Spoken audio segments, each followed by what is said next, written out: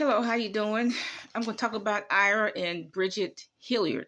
Now, this is not a gossip channel. I don't have a gossip channel, okay? I don't have a celebrity channel. I just talk about issues, okay? So this is definitely not a gossip channel. I'm definitely not gossiping about them, but they're in the news. Now, I've known them. I don't know them personally, but, years ago, they came to my church and the church I was going to, and and I got exposed to them and I connected with their ministry. They had some really good CDs, DVDs that you could order, etc. Um, but I'm looking at the picture of Bridget. She looks awful. That's a very horrible picture. Now she says she was in an accident, which in my opinion is a lie. See, there's always a problem when Christians start lying to cover up a real situation. Just tell the truth or just say, I don't want to talk about it.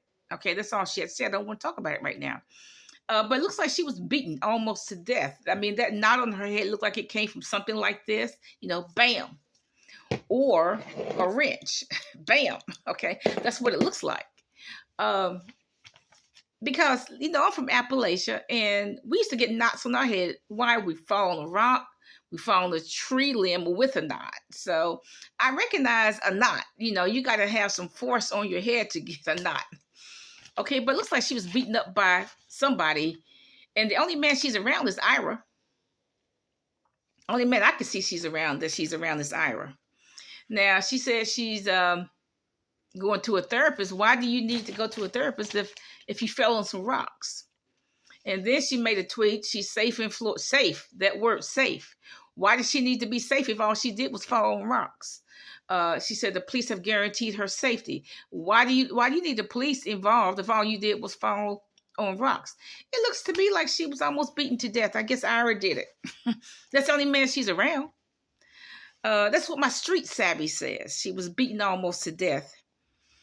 And look, I admit they do need their privacy. I go along with that.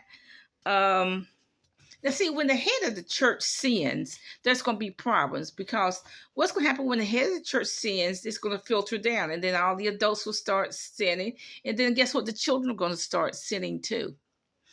So there's always a danger when the head of the church is in sin, and then his family is going to have problems if he does have a family.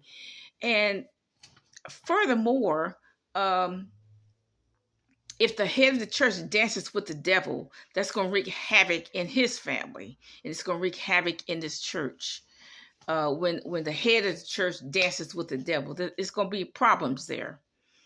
I've seen it before. I remember the head of the church was having an affair or whatever, and then it filtered down to the congregation, filtered down to the children. I remember that. I thought Ira Hilliard was okay. I thought he was, but I'm not sure. I think, like I said, when you start dancing with the devil, it's going to wreak havoc in your family life. It's going to wreak havoc in the church. Prayers for both of them. I think what they have to do is look at themselves in the mirror. We all have to do that. We all have to look at that person in the mirror, which is us, and ask ourselves, why did this happen? What did we have to do with it? Bye.